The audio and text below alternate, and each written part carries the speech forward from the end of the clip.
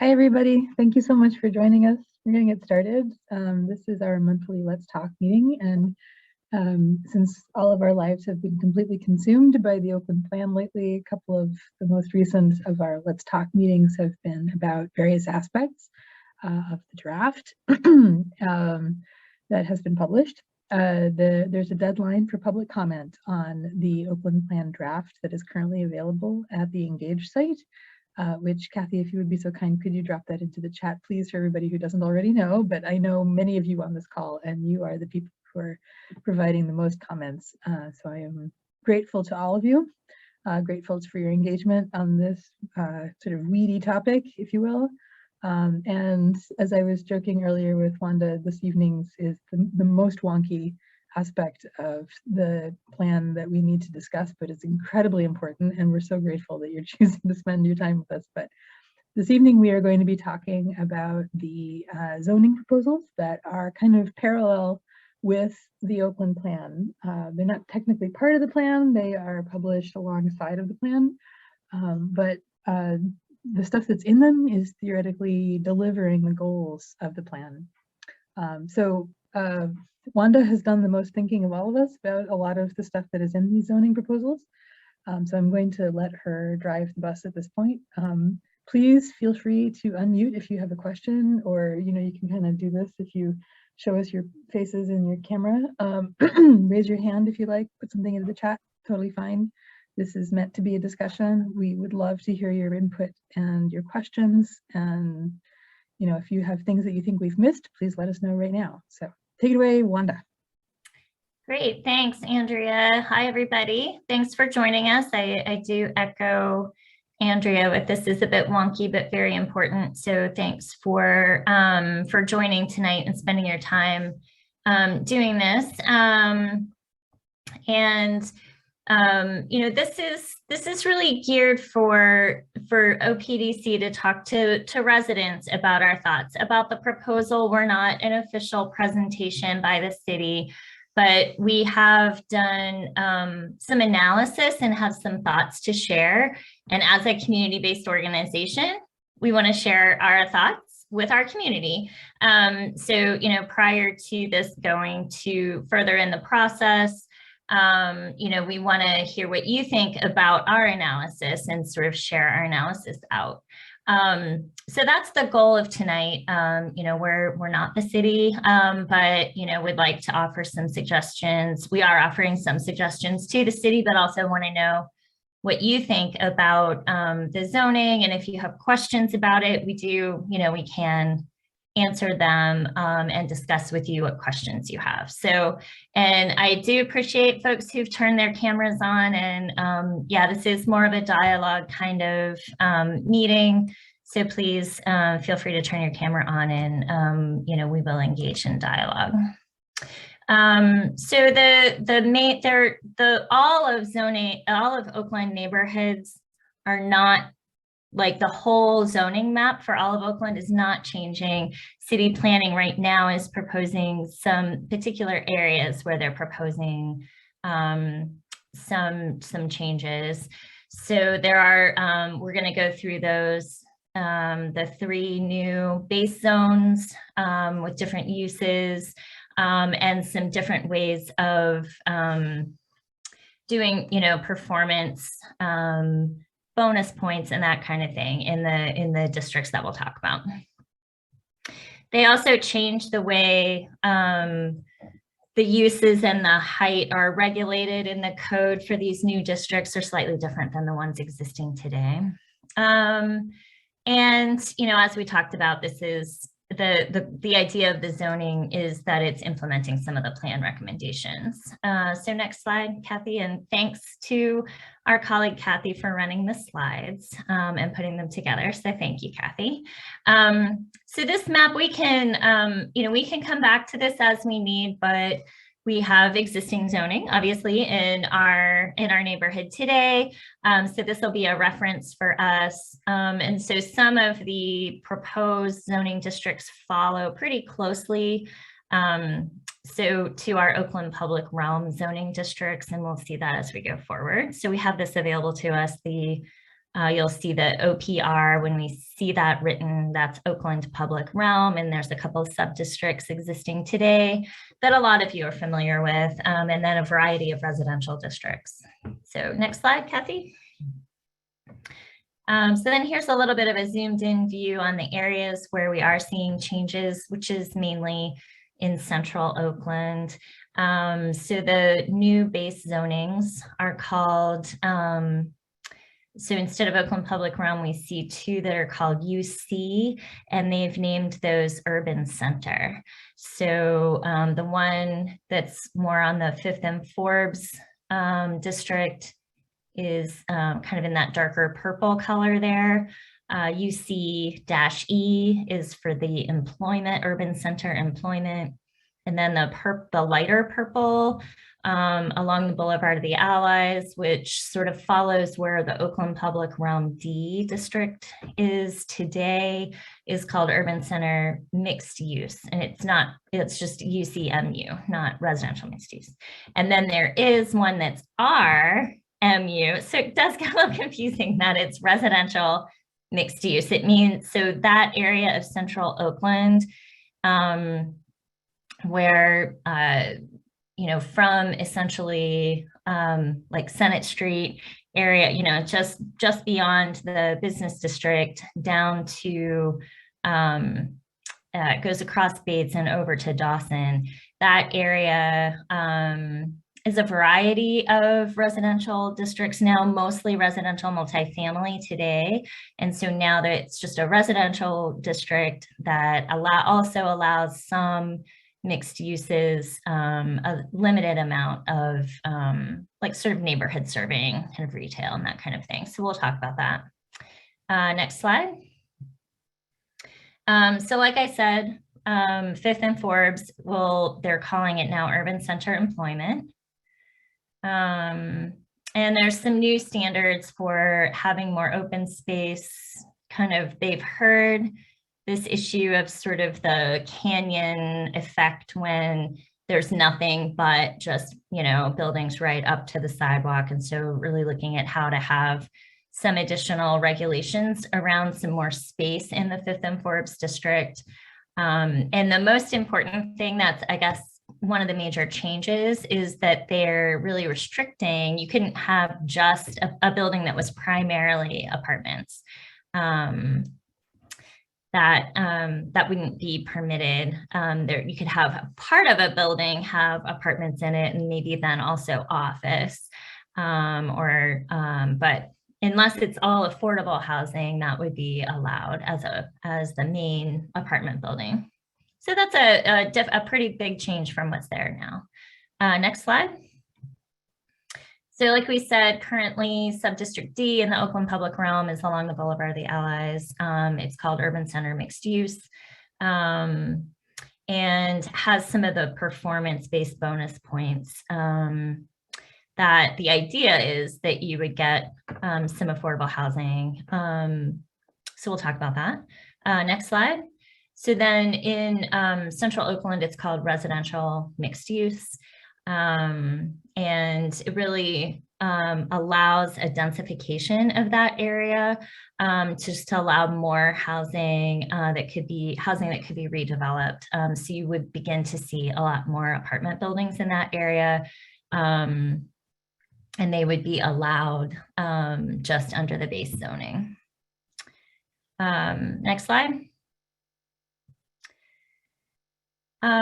We have some comments that we've provided just around the intent statements. There's something in the zoning code that you can, at the beginning of each section, it sort of says, here's kind of the purpose statement or the intent statement of this zoning district. In the Oakland Public Realm today, that was passed 15 years ago or more. Probably more than that, 20 years ago, showing my age. The intent, is to really, there are some intent statements in the Oakland Public Realm zoning districts that really talk about protecting less intensive uses from the impact of more intensive uses, really specifically calling out the intent to avoid conflicts between residential and non-residential uses that are near each other, which is that's the condition that we have in Oakland, right? That's somewhat unique. It's in terms of just this, the context that we know we live in Oakland, where there are these things right next to each other. Hospitals and universities really close to residential areas. You don't find that everywhere in the city. So these Oakland Public Realm districts were specifically geared toward sort of public corridors and how to enhance them, and also to really protect the cheek by jowl nature of the different conditions that we have right next to each other in Oakland. And our observation of the intent statements in the proposed zoning just doesn't call that out in the same way, where you can really articulate an intent to protect the less intense uses. So, so we're just, flagging that as a concern. We'd like to have that. That's something we're losing here in our view. Next slide. So there's also some, if you read the text of the zoning, which I, did with a fine tooth comb, that, there's some talk about, that sounds really good about encouraging, in this residential mixed use district, you might be able to then see some nice home restoration, and then some nicer quality, better standard units in multifamily buildings, and kind of have that all together, which is, it's stated, but we don't see any way that the historic preservation is incentivized or even articulated. This is sort of like, well, how are we really going to see that happen?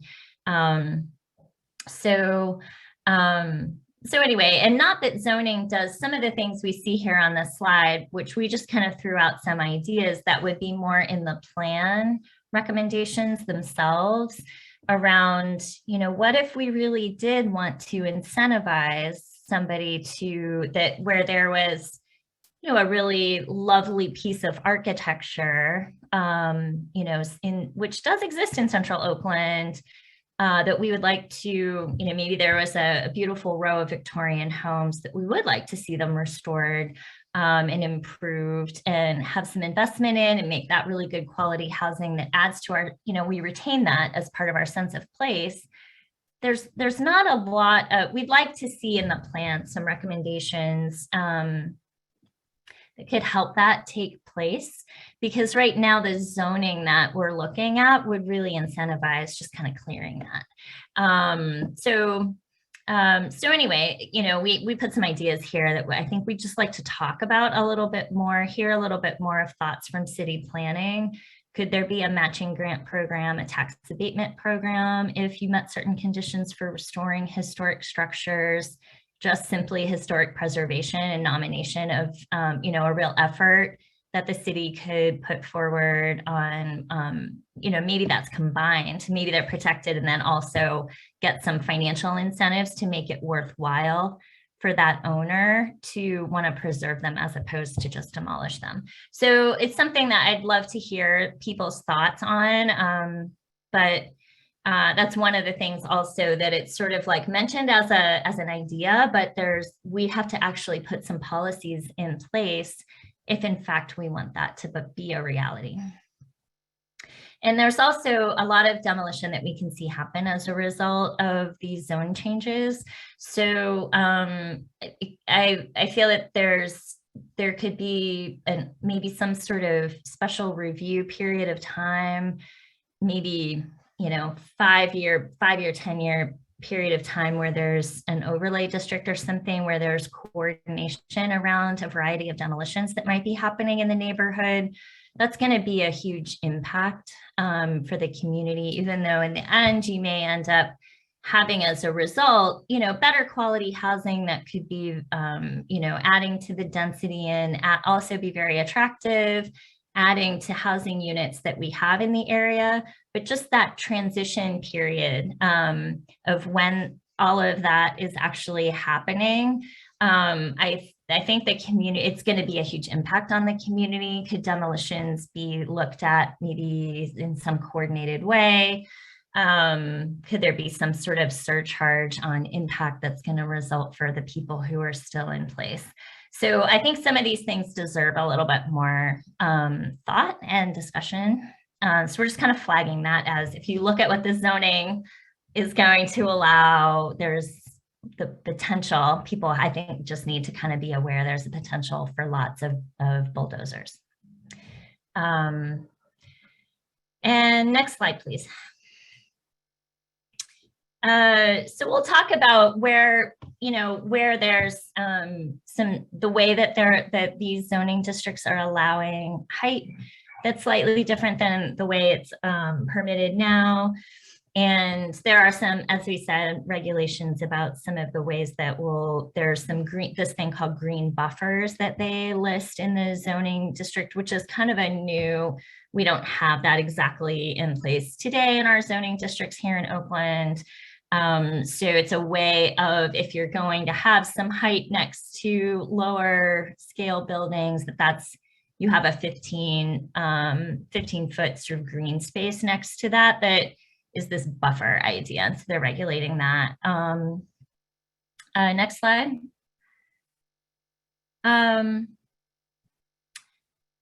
So we have a couple of places specifically where we're concerned about that. Otherwise, it's generally a good idea to have and could be quite nice looking to have these sort of buffers. There's something that's kind of similar if you think about the apartment building that's being constructed where the gas station used to be, that when we went through the design process, which many of you participated in those meetings, you'll remember there's a discussion of the behind the property, there's sort of a walkway that's proposed along the back of the apartment building to connect from Semple Street to McKee Place. And there's a lot of discussion about how that can be sort of a public walkway, and it's a little bit of a buffer between whatever would happen on the adjacent property. So can be a nice amenity for the community. So in a lot of ways, these green buffers are kind of a nice idea. I think in some places, we just need to think about them a little bit in some instances. So, and then we have some concerns around heights that are where two districts come together. So overall, you could, with bonuses in the 5th and Forbes district, get up to 210 feet, which is a very high skyscraper kind of building, 20 stories essentially. And yeah, that's right. And they extend that district down to Louisa. Then we see where, so I actually think a little bit of step down closer to Louisa, might be helpful. Just from an urban design point of view. But the thing that we really like to sort of flag is where that district along McKee Place abuts the back of Coltart. And that's a condition that, as we've talked about over on Halkett, Coltart is lower anyway. And then McKee Place is a little bit higher grade. So you're then even higher above. And so I think, Kathy, we have, do we have that section drawing next in the slides? No. Oh, here. So we would have the section drawing. These section drawings are helpful. This was put together by city planning for the briefing that they had.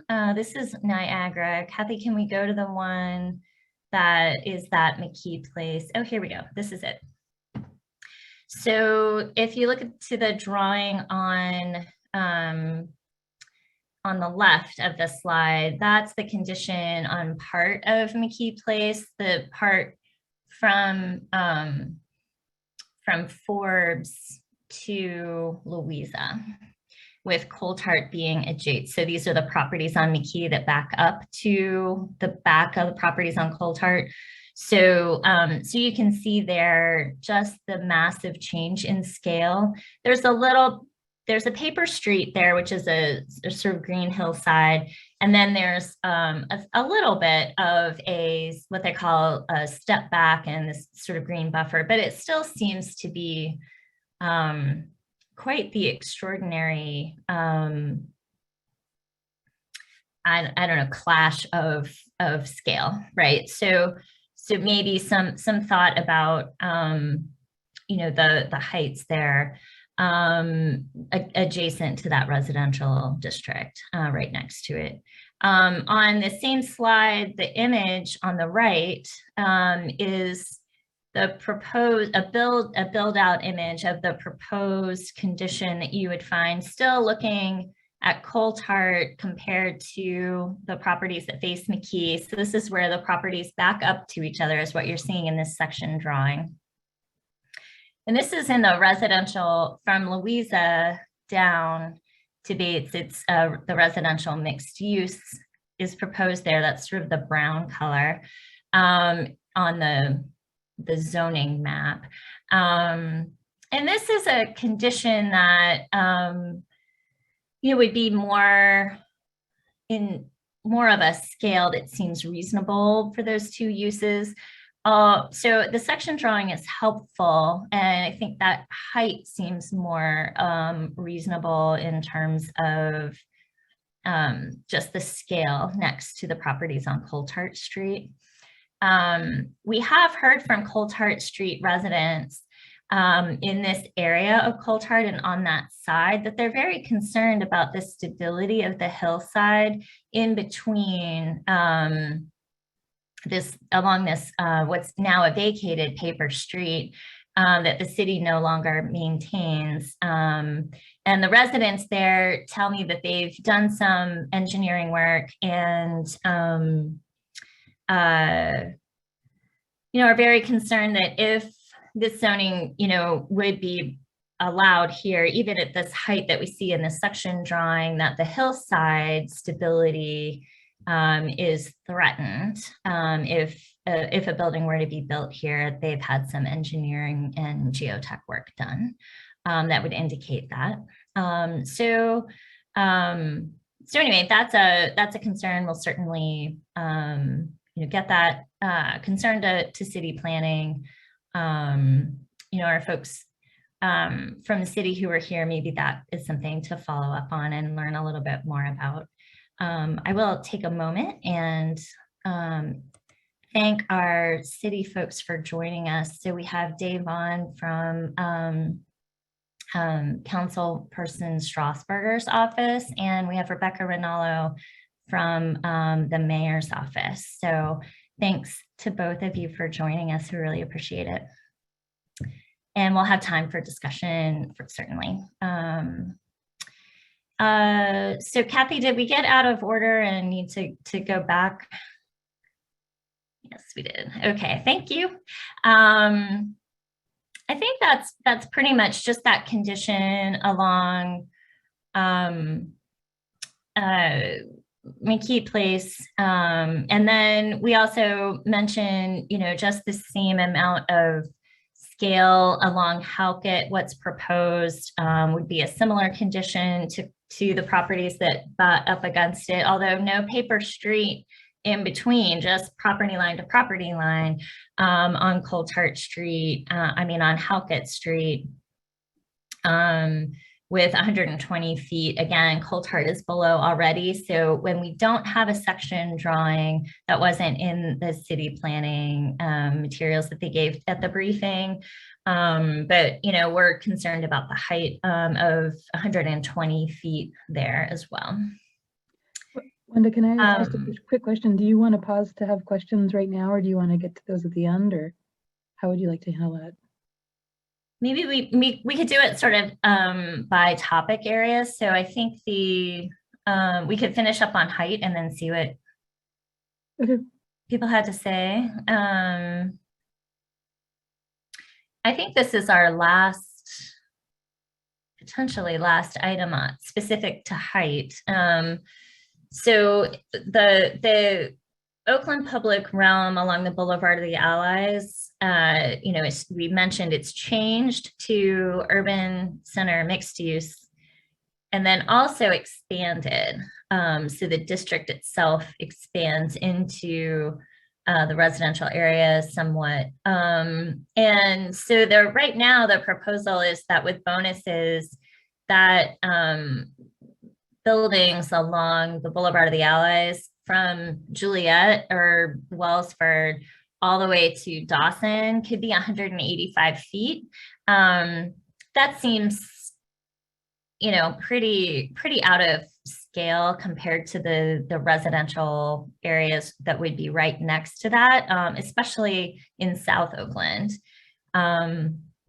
So, considering a step down there, of 85 feet or 120, maybe 185 feet on the South Oakland side of the boulevard, maybe, something higher where it's abutting that new residential district might make sense, but 18-story buildings along that stretch with no kind of step down to the residential seem maybe out of context. From an urban design point of view, it might be something to look at from the height perspective.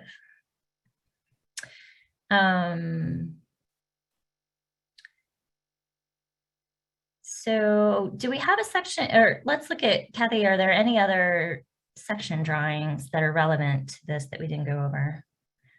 Here's one, there's some images of this, the same district, the Boulevard of the Allies mixed use district, in the way that it would relate to buildings on Ophelia Street. And you can see that in these section drawings. And then there's one where they show where that district meets up to Niagara. So we could look at that one as well. That's this one. So this is where that mixed use district is at 85 feet and would have a green buffer plus a step back when it meets the smaller scale residential. This seems to be more in keeping with this, from an urban design point of view, the kind of height and scale that makes more sense than the 185 feet right next to a single family residential area that would be next to it. So this section drawing is helpful, and I think something that's good to, it's both lower height overall at 85 feet next to this residential area. And then also you see how that green buffer and a step back in height allows as well. So I think that this is preferable when this condition exists rather than the 185 feet that you would find next to the other sections of South Oakland along the Boulevard of the Allies from Juliet to Dawson. So we could take a break, and if folks could help me with what's been happening, people have been chatting, and we can have some questions. If people could help me kind of field those questions, that would be great. So there's a bunch of questions from a lot of different angles here. If people would like to be able to deliver their comments directly. Oh, here we go. Kathy has beat me to it by raising her hand. Kathy. Okay, I'm Kathy Gallagher. I want to comment on both the areas that you addressed. One of them is the demolition review. And I agree with you totally that we need some kind of a review process so that we don't have wholesale demolition. And it seems like it should be more difficult to demolish things, or at least be given more consideration. Things are wholesale demolished. So we don't end up with a whole section of, wow, what was there before? And wish we still had that, which we've had in the past in the city. The second comment is about height, which makes me crazy. I'm not a city planner, but it seems to me that with the significant bonus points that are given, we have a choice between what we consider ideal for that part of the neighborhood, and then we double it in some cases. So it seems we have a choice between what we consider ideal with less than optimum construction, or we'll give you a whole bunch of bonus points and build to the sky. So it seems it seems to me that we should have, if we have a height restriction, then it should be a height restriction. And those bonus points, I think, should be restricted or taken or eliminated or something, so that we don't have a choice between the kind of construction we want to see at the height we want to see versus, oh, what you want to build, and we'll give you this if you do that. And then we have a better idea of, okay, if you're going to build 120 feet, then tell us you're going to build 120 feet up front. That's all I have to say. Thanks, Kathy. Yeah, well, we will get to some of the performance points later in the slides. So, and how we really want to look at those a little bit carefully. So, and I would say that there is some review procedures in the zoning text that's proposed that would require review of demolitions. And it says, it has a certain scale, like if it's a very large building, it just automatically requires it. And then if there's 5 houses under common ownership, it requires review of the demolition. And yeah, I just think that we might want to have some other way of really looking more in a more planning way at like what's happening where and how things can be reviewed and coordinated so that the community can understand what's being proposed and what's happening.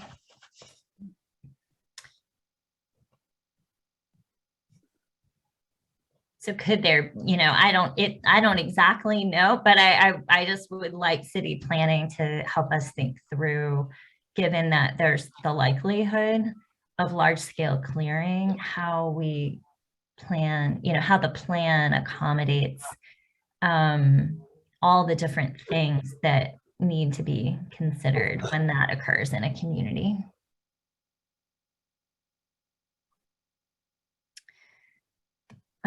There's a lot in the chat. Andrea, have you sorted some? Can you help me sort some of this? Struggling a little bit, but I was going to invite if anybody else wanted to be able to voice one of the particular questions. If we can maybe stick to the stuff that we've just been discussing. There are other sections that we'll get to that are about uses, and there are other sections that we're going to get to that are about the boundaries of these zones and so forth. So maybe if I could defer some of those questions for a little later. But if it's getting in the way of understanding, or if you really feel that you need to connect what we've just said about height, please feel free. But if you'd like to unmute yourself and ask your question directly. Oh, I have a raised hand from a phone number. Phone number 1416. Would you like to unmute yourself? You are unmuted. I think you can just go.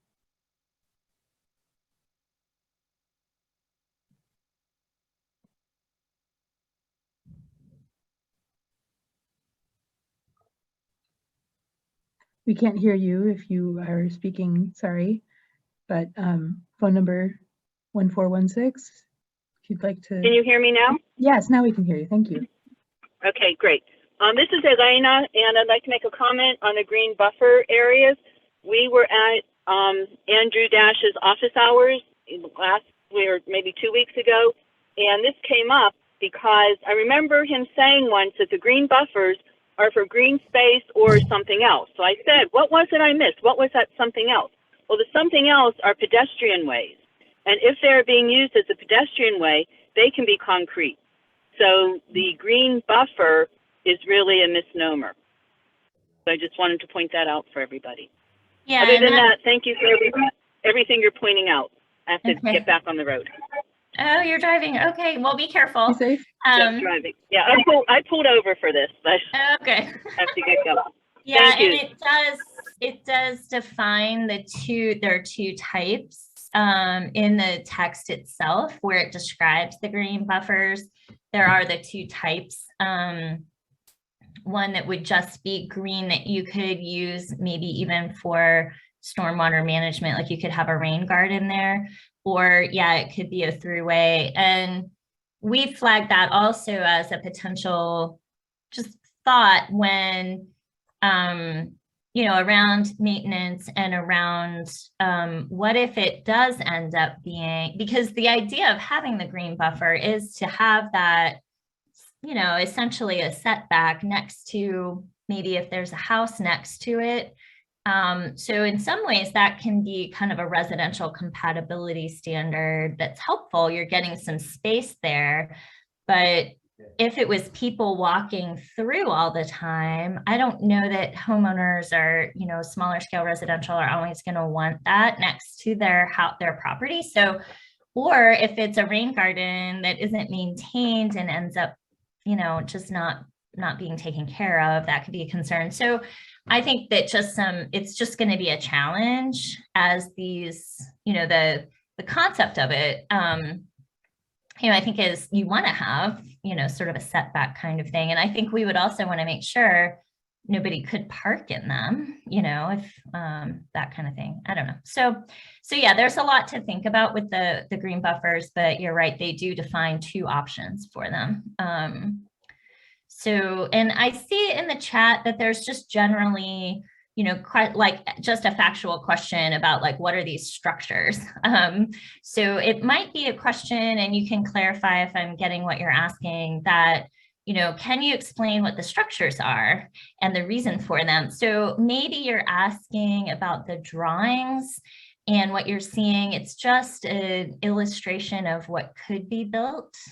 And a section drawing shows the sort of two buildings that you're kind of slicing through and seeing the measure as though you're standing there looking at them, in terms of, then you get to see the difference in scale of one next to another, in terms of height and massing. So right now we'll get to uses to talk about what the use inside that structure would be. But this is an illustration of what the zoning would allow in terms of height and massing, if that helps with that question. Katie, you had a follow-up question to that, which is just what will be built. So yeah, so the uses we would get to. We're going to get to that in just a second. So Millie had her hand up, and then Pam. Okay, here I am, unmuted, doing deviled eggs for tomorrow's picnic. I wanted to make a comment about the, oh wait, I had two things about the green buffers. I keep feeling that somehow the language that's in the documentation that we read online or on paper, maybe they don't purposefully misdirect us, but when one sees the term green buffer, one thinks it might be green. And it's only by us asking repeatedly to find out that no, it doesn't have to be green. And this also happened, I put in the chat that we had been told, and I don't remember where, because we've had so many conversations, that our residential area in Oak Cliff would not be modified. However, one of our residents who lives in the condos, in looking very closely at the maps, which are difficult to see the street names on those maps, extremely difficult, found out that 3 properties on Craft Avenue are scheduled to be part of the, what is it called? UCMU area. And this is now an intrusion into our residential neighborhood. It changes the height of those buildings. It changes the uses of those buildings. It brings more cars into the neighborhood because the uses could be where you would have shops down on the bottom. And the comment we heard was, well, it's more, and this came from the city, I won't mention any names, it's more in line with UCMU than residential, because right now they're apartment buildings. And apartment buildings would have to be grandfathered into our little row house and single family homes. But then the implication and the impact on our neighborhood is not considered at all.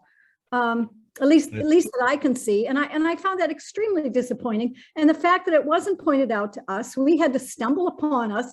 And I argued with my neighbor that she was wrong, because I said, no, they told us it wouldn't change. Those have to be within our residential neighborhood. And we had this big discussion until we actually asked the city, and they said, oh yeah, we've changed them, without putting that out to us. And it isn't as if we haven't gone to every meeting. We've logged on to every site. We've made our comments, we've asked our questions, and yet I just feel it's still very sleight of hand in many cases. That's all I'll say. Thank you.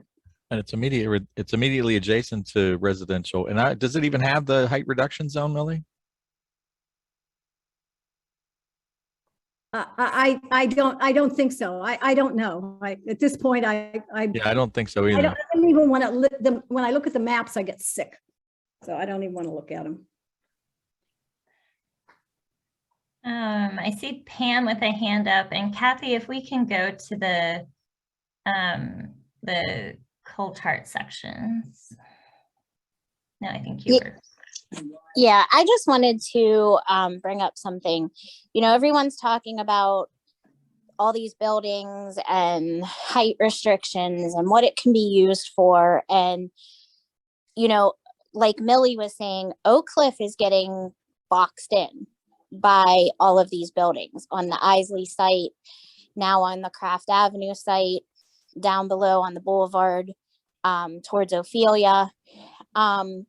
My other issue is no one is addressing the traffic issue.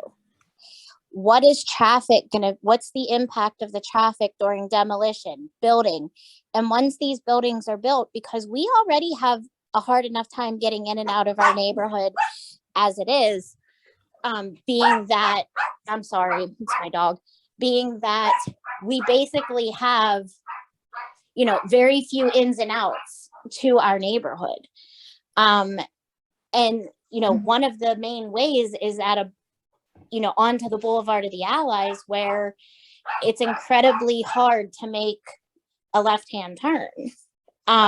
So you have to make the right, go into the Isley building, come back out at the light to go back to town.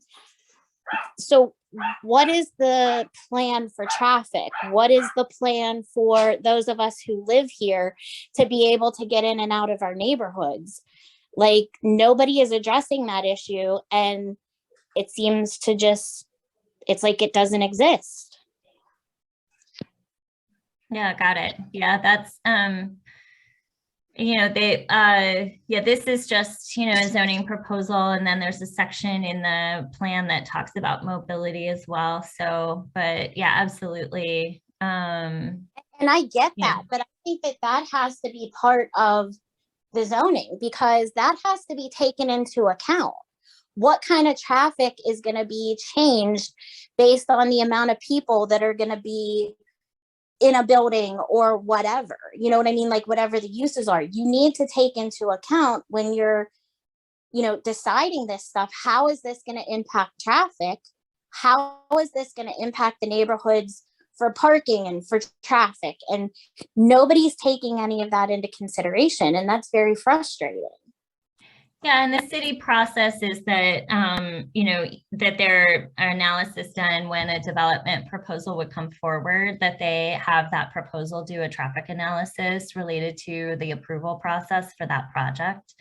And I would also I'm seeing some questions in again, to make sure people aren't confused or that this is just zoning and actually isn't a development project being proposed at any particular time.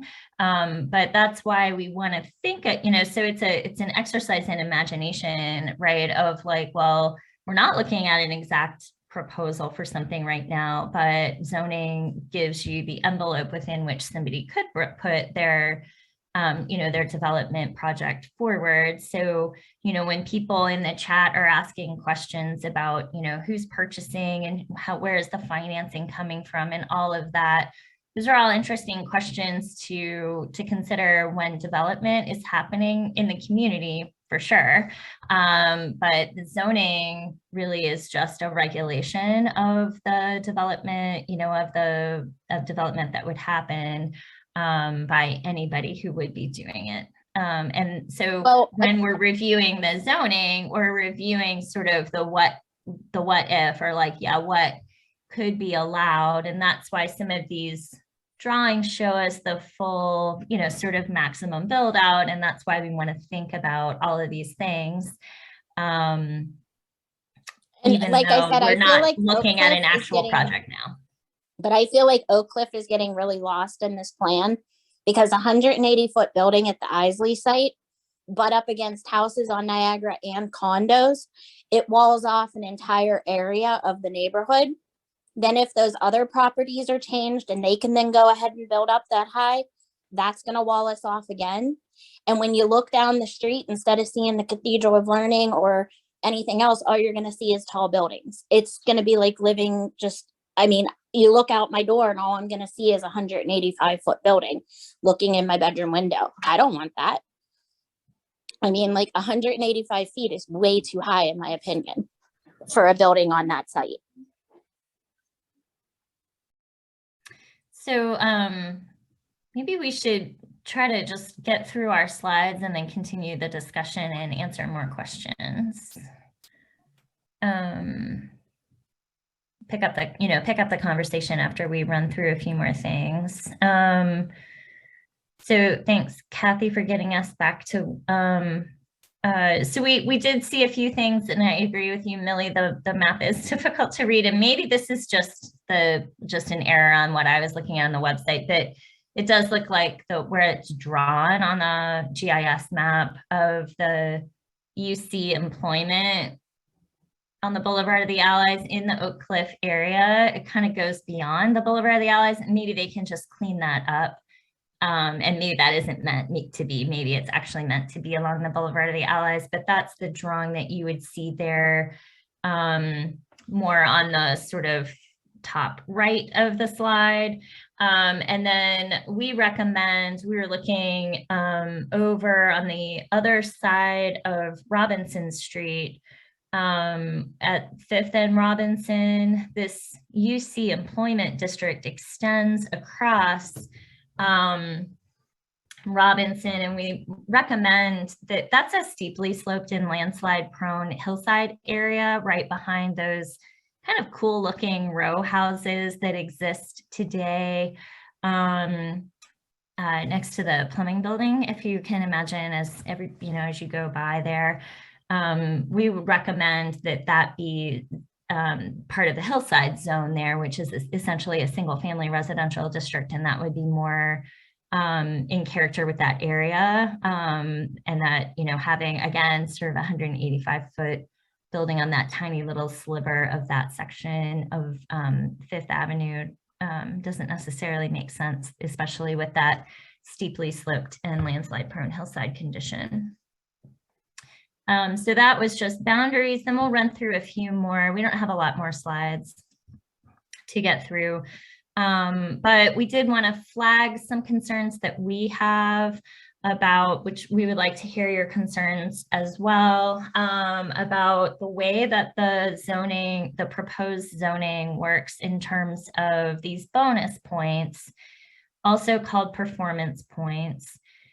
There are lots of things for the different ones that, if you have a green building, if you do affordable housing, if you do stormwater management, and a variety of things. Sorry, I don't have them all exactly in front of me at this minute, but and then in the UC employment, there's a new one that they create that they call equitable development, which is about hiring workers in the buildings themselves in the 5th and Forbes employment district that would be from what they call underserved census tracts, places that have high unemployment. And, you know, this is something that certainly would be beneficial to the folks in those areas, and giving people from underserved areas an opportunity for employment is a good thing to do. But we find that that would be very hard to, we imagine that that would be very hard to enforce, regulate, count. There are all these percentages of your payroll that would have to be audited on some sort of regular basis to see if you're still, you know, like complying with that over a 10-year period of time. And really, from our view, it could be anywhere in the Pittsburgh metropolitan region that, you know, people come to get these jobs, which, again, not that that's a bad thing, but doesn't really help the Oakland community in terms of, we want to generate funds that, you know, from the new development that would actually create resources to support the needs of the Oakland community, health, food supports, community services, funds to support more affordable housing, more home ownership for people to live in Oakland neighborhood, certainly through the Community Land Trust, having an opportunity to have more affordable home ownership, and even other youth programming, specifically for people that are here in Oakland.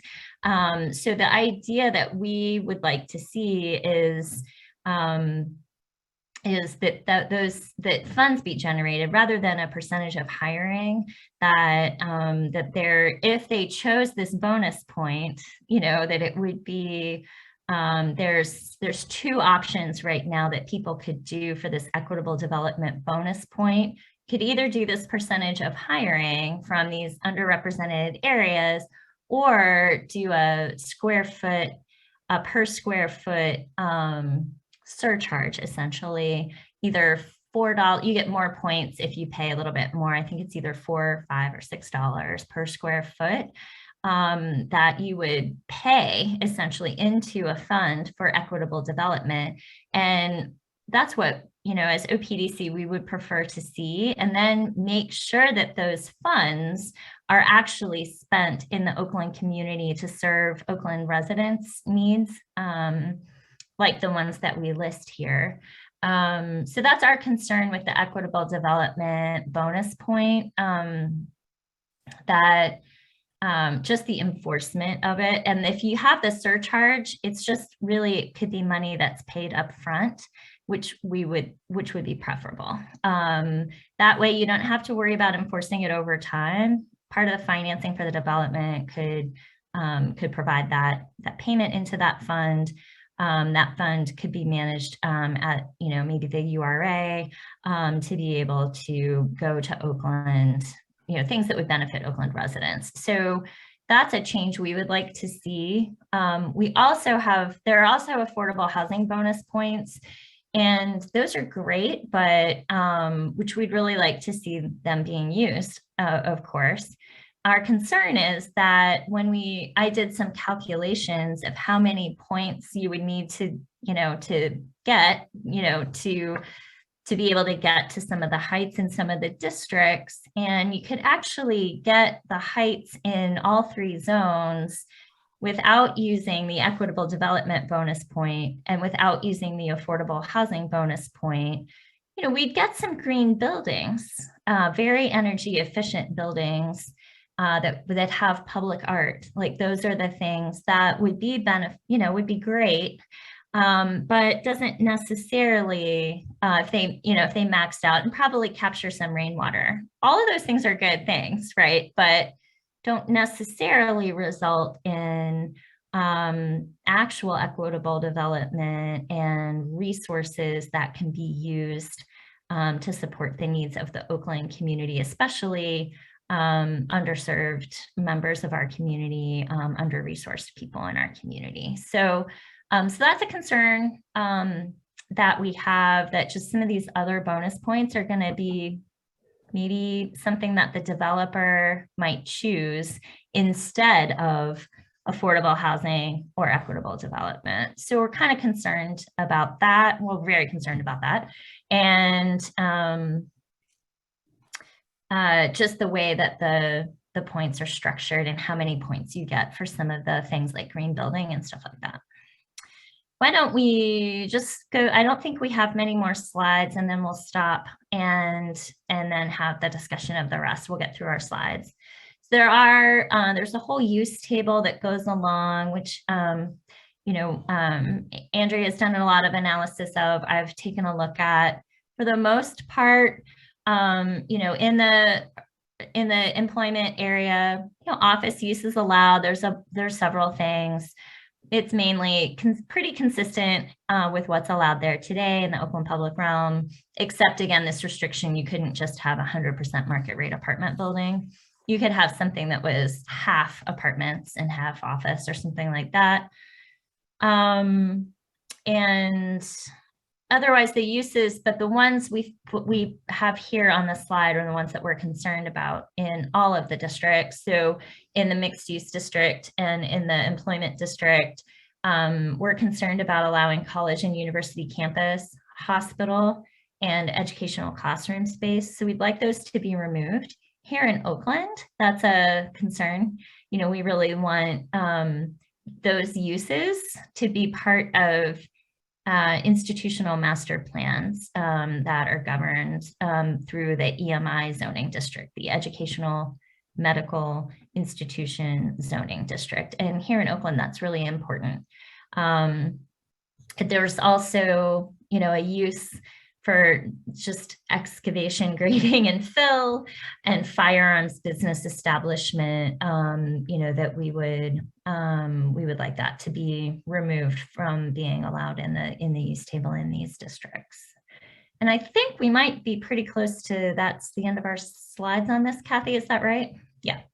So we'll get to this slide at the end, but can go back to any slides that people have about the uses or the performance points. Still talk about scale and height and massing and that kind of thing if people would like.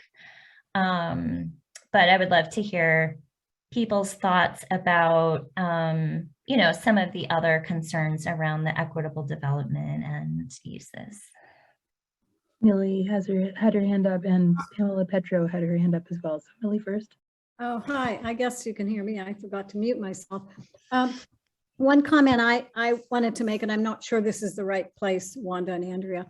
I'm concerned about I guess it's called inclusionary zoning, or someplace we know about affordable housing, right?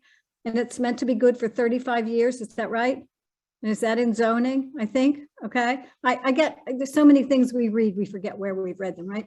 Well, just recently I've, in the paper, we've seen that the East Liberty Community Group that owns a huge affordable housing complex at the corner of Rippey and South Negley Avenue. They've just, correct me if I'm wrong, I think they evicted everybody because it's been 35 years, and that East Liberty supposedly community group is now selling it to a developer. And I don't understand why. 35 years does not seem long to me. I'm sorry. I've certainly been, I was in my house longer than 30 years. And, it just seems like a drop in the bucket. And why is the inclusionary zoning or the affordable housing limited to that number of years whenever a family is just getting established and having grandkids after 35 years, and then all of a sudden you're out on the street? So that seems wrong to me. And I wanted to address also that big purple area that we were talking about that's down at the bottom of Ophelia Street. That is across, that's across the Boulevard of the Allies. It's where, like, as we Pittsburghers would say, it's where the Kentucky Fried Chicken used to be. And so technically that goes all the way down to Forbes Avenue. But yes, we would like, I don't think people that write these rules have ever been in my neighborhood and been down to that corner. That is so close. That is so close. Like you could spit across the road right there from Jeff Becker's house. And you know, it just boggles my mind that we could see a building that's 210 feet. And some of my neighbors are right now fussing about things like Airbnbs in the neighborhood, or certainly large parties in the neighborhood that we don't have time to fuss about. You know, we're just stretched so thin. And I also worry, especially after listening to the standing committees today, and most of that was about, and it should have been about, what's happening with Airbnbs and about getting some legislation around that. But I fear, and I don't know how to prevent it, guys, that it's going to make our issues seem much less important, because hopefully we're not going to have any shotguns and murders because of zoning. But these are lifetime, well, my lifetime anyway, issues and regulations that will be made, and yet I feel somewhat guilty fussing about it.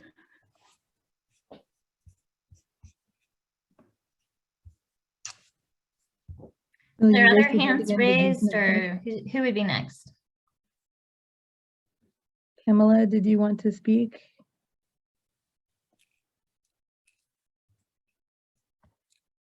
Pam Petro, you had your hand up earlier, and I was just wondering if you wanted Yes, to. I did. Thank you. But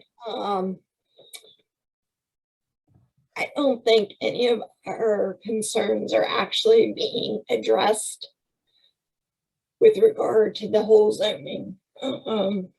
Ms. Wilson indicated that, you know, we're not talking about what's being built there. We're just here talking about zoning and, you know, whether or not we're in agreement with the zoning proposal. Well, she herself said that zoning is all about what could be allowed, not about what could be built. Okay, and what I heard everyone here saying, at least I think there's 13 residents out of the group of 19, that we're all concerned with the height of buildings. That is a zoning issue. That's what we have problems with. You're hearing from all of us, we don't like the height. We don't believe the approval of the zoning should go through with the height allowances as they are presented, period. We don't care what's put there. Every single person on this program has talked about height and zoning, and that it's a problem. And I think if you're truly wanting to represent the residents and you care about what the residents need as an Oakland Planning Development Corp, then you need to take that to the Zoning Commission and the Planning Commission, who is wanting to bypass all of the processes intended through the structure of them to get to this point. You're not going to be able to push this through. The residents of Oakland, who are homeowners of communities who have done youth programming for years, far better than ever how it could be done in your minds, how we've cared for each other with regard to food replacement, getting each other to the hospitals and the doctors, parking when there's a family party. We've dealt with this as homeowner residents. We don't want 200 or 80-foot buildings or 100-foot buildings in our community, not next to residential housing that has been maintained. And we're not talking about homes that are in slum-like conditions. Every resident on this has a home that has been well maintained. So I really do think that if you have the residents' interests at heart and you want to continue to have these meetings, I will attend one more of these, and that's about it. Because if I don't see any kind of results from the Planning and Development Corp and the people who are here, of which it looks like there's 4 of you at least, going to take our thoughts and message back that we don't want this zoning to be approved as it is written, period. And somebody please disagree with me if you're a homeowner or a resident. I'm a homeowner and a resident, and I have to say, you know, I don't feel the same way, but I do respect 100% all of the reasons why you feel the way that you do. And I wanted to reassure you. I live on Parkview. I was born there. I grew up there. I live next door to my parents, and I'm okay. So Parkview really is not being impacted to the degree that the other central Oakland residents are. I 100% believe you, and I'm not trying to pick any kind of argument. You were just asking for a perspective, and I was offering mine. I am not in any way. Well, I'm trying to say that as a resident of Oakland, you are in Parkview, which is not part of central Oakland. It's closer to the bridge. It is part of central Oakland, and I spent 15 years living in New York. Yeah, I spent 15 years living in New York City. So I have also, I felt like I had an urban upbringing in Oakland, and I had an urban, you know, a young adulthood, and I'm back to having an urban life here in Oakland. And my experience and I'm 50, of, you know, living here and working here and knowing my neighbors and having family. And there are still folks on, you know, my street who remember me from when I was a baby, right? My experience here is that people disagree with each other a great deal, but I 1000% am right behind exactly your concerns, that this feels like we are pushing up against, you know, what feels like an immovable object. There is a lot of interest in, you know, increasing the support for developing the high density residential area in central Oakland to its existing envelope height. But excuse me, I need to interject something. Sure. The interest is being driven by Walnut Capital, who owns a lot of apartment complexes that do need to be torn down. There's no disagreement, even from me, about that. But what I will argue with, and what I do not agree with, is the fact that they have used their leverage even within the legal community to push this zoning through, and in particular with regard to McKee Place and some of the other areas on Halkett, to impact homeowners that have been there for decades. 50, 60, 70 years, all because they own the property. They bought one of my neighbor's houses out at $3 million because the guy wouldn't move. Yeah, I agree yes, I share your intense frustration. Well, and can I say, as a homeowner and a resident. Can I say something here? I think I'm sorry, I've forgotten what your name is. You're not Pam. Who are you? Pamela Petro. She lives on Pamela. I was wondering if maybe we shouldn't be, because this isn't a message that OPDC can really help with, because OPD isn't going to vote on this and approve it. OPDC is making comments online, just like I'm making comments online and typing in and asking questions and so forth. But the people that are really going to make the change is City Council. And like today, listening to the standing committees, every City Council meeting provides space at the beginning for public input, either in person or by, I guess by Zoom or something.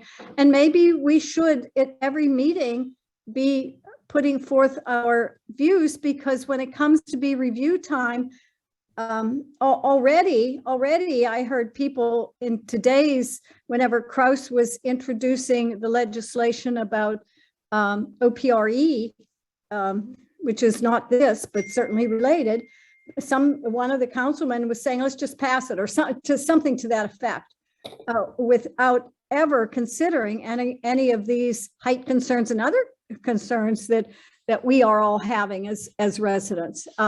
So that was one thing I wanted to ask OPDC, is whether we should make a concerted effort to parade people down there every week and just say, here, you're going to be voting on this. This is what you need to know. Yes, this is not the public input session, but this is my public input.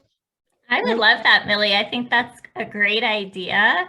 And I do appreciate everyone joining tonight. And I do appreciate the clarification a little bit from, from residents around, if it takes all of us, right? Yeah. Everybody. And so what Millie is suggesting, is a really, really great suggestion. And I know that it's frustrating for residents when you feel very overwhelmed and you feel thwarted at every turn with a lot of these various, proposals and processes. And it is very frustrating. But the idea that the change that we would like to make can happen by only OPDC, I think is, we're here to help facilitate coordinating of information. We're happy to help as much as we possibly can with getting information. But if we really want to express concerns on the part of the community about what's being proposed in this plan by city planning, OPDC is not proposing this. We do encourage you to get involved. There's a website, and we are making comments. So you can go on the Engage PGH site. You can see the comments that I've made. You have to log in, you have to make an account to be able to see them, but you can read them and you can make your own. And you could say, you don't like this. And then, we write letters to Planning Commission. And I'm happy to help anybody here, anybody you want to send to me, to help review a letter that you might be preparing that you want to send to Planning Commission if you wanted to get some tips. And I'm happy to, if you have questions about the process, what should my letter contain? But you could also perfectly just send them any thoughts you have as well. You don't have to do that. But if people want ideas and help, that's what we're here for. But the idea that OPDC is the one, you should just take care of it all, OPDC, is the problems are complex and large, and we need citizens to be involved. So I really appreciate all of you who have joined the meeting tonight and share your concerns. I have a question. I have a question about something you said right at the beginning. And that is, I have been concentrating on the zoning section of the Engage site for the Oakland Plan. But whenever the Oakland Plan is voted for, isn't the zoning going forward too? To me, the other parts of it, the development and infrastructure, those are all nice to haves. Those are wish lists as far as we may never, ever see any of that. But they're important as well because they do guide policy, and the plan document itself is adopted formally by the city. So it can guide, there's things about design guidelines, there's things about just land use generally, policies about housing and community resources. And that is, in some ways, it is a wish list, as you mentioned, but it also would be a policy document guiding investments of public resources. So it is relevant and they're related to each other, right? So the plan document is, a plan guideline, and then the zoning comes along and that's actually regulating development. So Regulation. they're related there, but I do think it's important to, and you know, that website is tough. I would just like to say that it is the zoning that a developer will be following, because we know that they will build to the rule, because we saw Yeah, that. it is. Yeah. Mhm, it is. So I haven't wasted my time. I've read the comments, and great comments you've made, and I've agreed with a number of things that you put in there and others, but I just can't get involved in, oh, well, this might happen and we get funding from here and so should be responsible for it. Well, to me, that's like a dream, and maybe it'll happen and maybe it won't, but that zoning will happen and it will affect my life.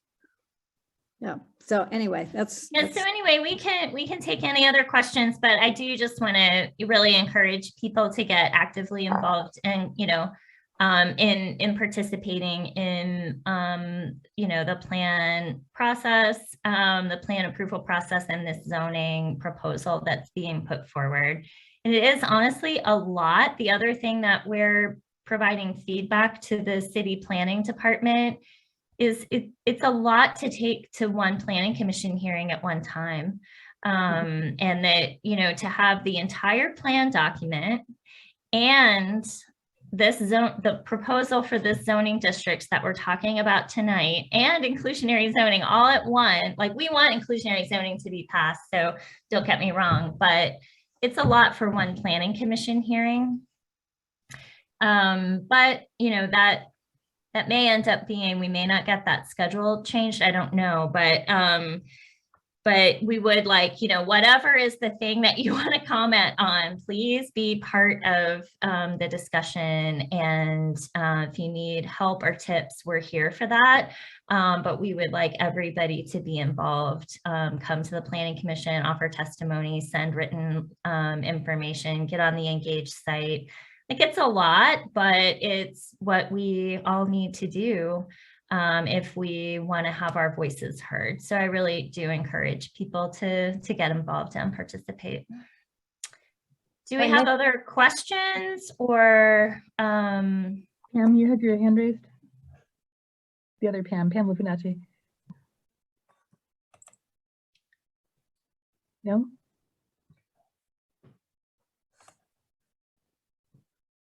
We can't hear you if you're speaking. I'm so sorry. Pam, did you want to say something?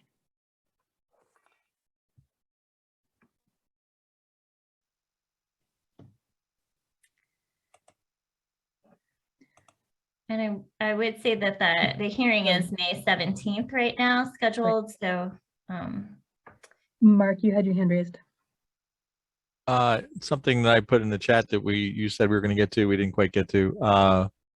How did Wellsford and Ward, and I think there's one other side street over there that somehow got changed from our residential to part of the new UCMU? Yes, yeah, that is a change in the boundary of that, what is now the Oakland Public Realm. The boundary does change. And so that's a proposal from city planning. So city planning put the map together.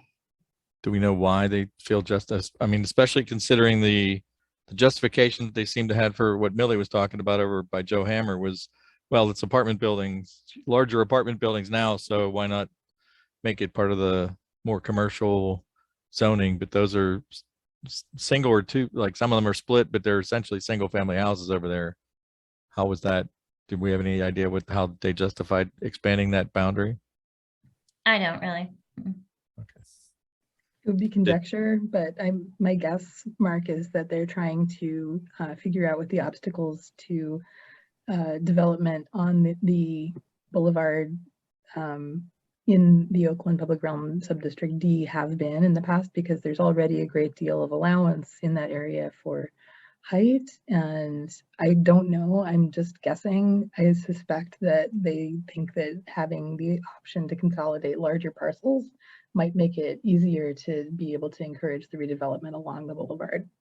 I get, but again, they also might, and we don't have the map in front of us here, but I don't think they even put the, aside from the fact that we're losing residential compatibility, there's no height reduction zone between that and the next part of Central Oakland there. Well, the next part of Central Oakland would be also zoned RMU, which also has a higher height to it than single family zoning would be. Yeah, But the aren't they height there R1 could be now? 95 feet.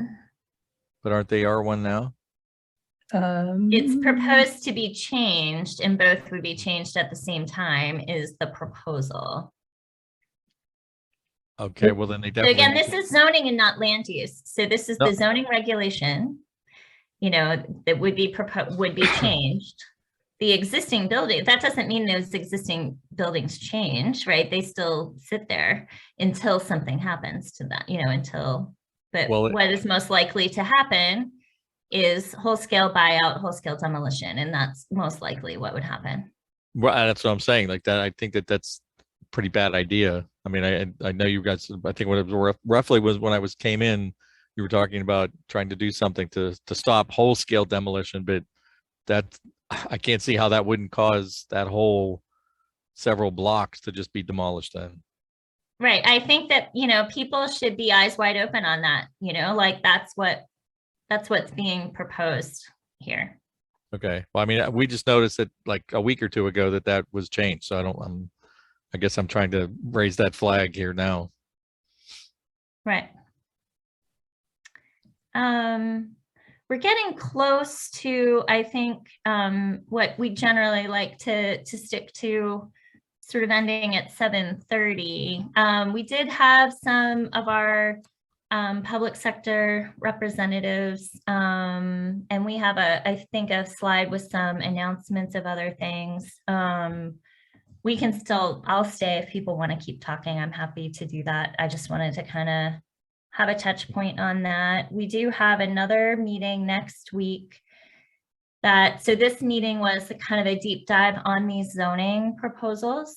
We'll have another meeting next week on Tuesday at 6 o'clock, where we'll kind of sum up a lot of our feedback on the overall plan itself.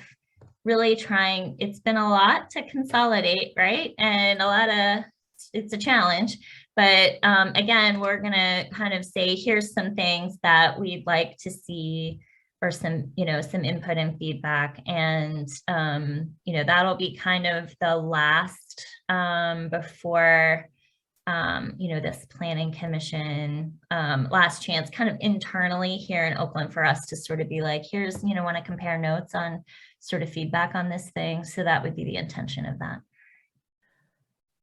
And then there is a development activities meeting. They're on a wayfinding project. And then Clutter for a Cause is happening next Friday. So those are the things on the slide there. But that doesn't have to be the end of the conversation. I don't know if Davon or Rebecca have anything you'd like to, Rebecca's putting some stuff in the chat. But thanks so much for joining. I just want to ask, Mark, would you mind repeating the last thing that you said? I'm sorry, I missed it. About the Wellsford and such. Devon, what? Yep. Can you hear me? Now we Yes. can. Yep. Would you mind repeating the last, because you were saying what's there to stop a certain swath of buildings being demolished? Would you mind just repeating that whole idea? Thank you. Well, yeah. So right now they're changing Wellsford Award, and I think there's one other little side street over there just off the boulevard that is being changed from, you know, they're not an OPRD now, but they will be in with the new RM. What is it? UCMU. That's kind of replacing OPRD. And across the street, across Zulema Street now, a lot of those lower density apartment buildings and some single family homes are going to be now, I forget what the new RMU. So essentially it's going to be a massive pressure on that area to just bulldoze the whole thing down and build it up 10 times higher.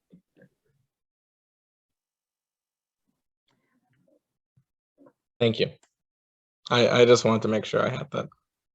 Yeah, it's crazy I mean, they're going to rezone all of that I mean, gee, it makes sense to do it all at one time. Not exactly, not without leaving some sort of protections for the buildings that are already there and the people are still living there. I guess my question is, So if the buildings on Craft are being rezoned, is the children's center and the gas station part of that rezoning as well? They're already in the Oakland public realm. Okay, so then essentially, is Niagara Street part of that too? Because that's like a very small street in between all of No. this, No, it's all not. of this zoning use. So again, we could potentially have 185 feet buildings on every No. side of us. No, and so just to be clear, over where Craft is, the height that is proposed for that urban center mixed use zoning district is 85 feet, not 185 feet. Well, that's still high. Still ridiculous. It yeah. is 100%, but it's a lot different. So it's just, I was just pointing out that clarification. That's But all. what I'm saying is, so everyone's focusing on Coal Tart being enclosed on both sides, but nobody's mentioned the fact that Niagara Street could potentially be enclosed on both sides, because if they move the daycare, which is what I'm being told is going to happen, they could potentially take that daycare center that sits on the opposite side of Niagara Street from where Isley Building is, and they could build buildings up to 85 feet there. And then on the other side, you have the Isley's lot, which is 185. So what does that do for the people on Niagara Street? We will be the ones living in the dark. Right. So on both sides of Niagara, there is a step down on the Isley site itself. A section of it is 85 feet next to Niagara Street. So really both sides of Niagara, and it is high. And then there's the majority of the Isley site itself is 185. So yeah, you would look out and see, you would that's see what I'm saying. We're literally going to be looking from our front porch and our backyards at buildings, potentially high rise buildings. And I heard the other lady, Andrea, say, well, I lived in New York, it's urban. If I wanted to live and look at buildings all day, then I would live in a city like that. That's not why I live and own in my house here in Oakland. Like, I don't want to look out every window or every door and see nothing but buildings and buildings and buildings and have people looking out their windows at me from above. Like, that's just not what I want to do. And everyone's discussing Coal Tart with buildings on Helkett and buildings on McKee and everything, but Niagara's lost in they're lost in the shuffle here. I mean, we really, really are. We're lost in the shuffle and no one seems to give a crap. And that's just the reality of it. And it doesn't matter what we say. City council is going to do what city council wants to do. And it sucks, to be honest, because we're the ones that are paying taxes and we're the ones that are going to pay the consequences. And it really sucks. Yeah, Pam, and I people have not. Hand it off to Rebecca now. Yeah, people haven't specifically mentioned Niagara Street like that as far as the canyon, but I mean, given the fact that Isley's is right there, I mean, people have been complaining about both of those properties that you're talking about to either side of you, but just not mentioning Niagara specifically as being a new canyon. I mean, well, that's essentially what it's essentially what it's going to be. And when you look down the street from our street right now, you see the Cathedral of Learning. It's the most beautiful, perfect spot to see the cathedral. Sure. Well, once they build all those buildings on Helkett and McKee, we're not even going to see that. All we're going to see looking that way is buildings. Buildings, yep. Yeah. I mean, literally, we are blocked in. We are stuck. I mean, that's exactly how we feel. We feel stuck. And I'm not the only neighbor on Niagara that feels that way. Do we have the map of the existing height envelope for OPRD in that area?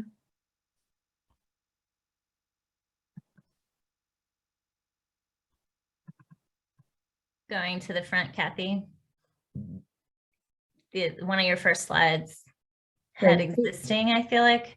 Yeah, I think that was it. We just had it forward. There we go. No. I think this is it. This is the existing zoning map. This does not include Helkett. This is existing. So the existing height allowance with no setback, there is 60 feet, or with bonus points to a total of 85 feet on either side of Niagara. So there's always the question, like, this is always the thing about zoning, right? Is that like you can, this is what's permitted by right, but it doesn't necessarily mean that it's going to happen, and it might not happen for a variety of different reasons, and it doesn't necessarily also happen all at once. Like, I think it's easy to sort of like take this map that is being proposed and imagine that, you know, 5 years later, suddenly you're surrounded by 8 and 10-story buildings. There are a couple places where there are projects that are lined up, but that is not true everywhere. And I don't know what's going to happen. And I think that there's still, every project would still have a whole public process that goes along with it to examine what is being proposed. And, but yeah, it's the question of the change of what's there. So the question of what the projects are that are lined up, I'm simply referring to what it is that has been in the news about the proposed Oakland Crossings project, which also may or may not happen, right? But which is something that people have been teeing up for what they'd like to be able to do there. But given the history of Pitt, UPMC, and Walnut Capital, it's very likely that they will expand to the size of the box. You know, it's what you're saying, it might happen, it might happen. They already own the property. Yeah. Okay, and they're not going to sit on this investment property without the potential to make it into something that they had originally thought about when they originally purchased it. They are a very astute property management, now something else kind of firm.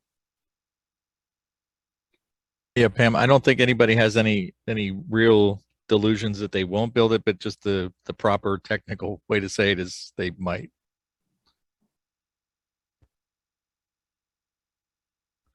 Like, they haven't actually applied for the permits yet, but yeah, it's very likely. Well, we're at 7:30. So we're at 7:30. I think that it's been I found the feedback helpful from folks, and really appreciate everyone's participation. You know, again, our website is a good source of information for people. We track what's going on in terms of when are there meetings, when are there hearings.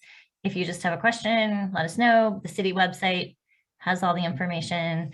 So I really do encourage people to follow these dates of opportunities to participate and get your input into the city. You know, again, we're having another meeting just to let folks know what kind of our analysis and feedback is, so you would know what to expect, you know, sort of our testimony and that kind of thing. And that's what our community meetings are really geared toward. They're also, you know, informative. If you just have sort of a question or don't understand something that we can help with, we're happy to do that. You know, so next Tuesday night is another community meeting, and then you know, the hearings are scheduled, and as we have more information, we'll certainly share that with folks. We really appreciate everyone participating. I don't see any other hands raised or necessarily any sort of burning questions in the chat either. Does anybody else see anything that I think we've had it? I think a good conversation. I really appreciate everyone's participation. Thank you all. And we'll close the meeting tonight. Thanks everybody for attending. We really appreciate it. And again, we're available if you have questions, or you know, check the website and stay in touch.